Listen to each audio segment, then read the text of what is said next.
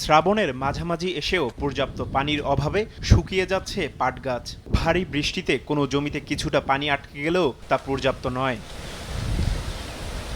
মানিকগঞ্জে ভরা মৌসুমে পানি না থাকায় পাট জাগ দিতে বিপাকে পড়তে হচ্ছে কৃষকদের। জমি থেকে পাট কেটে দূর দূরান্তে নিয়ে দেয়া হচ্ছে জাগ। এতে উৎপাদন খরচ বেশি হওয়ায় বিপাকে তারা। পাটের ফলন ভালো হয়েছে, কিন্তু পানি না থাকার কারণে আবার কামলার দাম বেশি থাকার কারণে পাটের ন্যায্য মূল্য পাওয়া যাচ্ছে না। পানির সংকটের জন্য 1-1.5 কিলো টাইনে নিয়ে জাগ দেওয়া লাগে। আর পাটের অনুসারে খরচ অনুসারে পাটের দাম কম। পানি নাই দেশে, পানির জন্য পাটে খরচ ভাঙতেছে বেশি।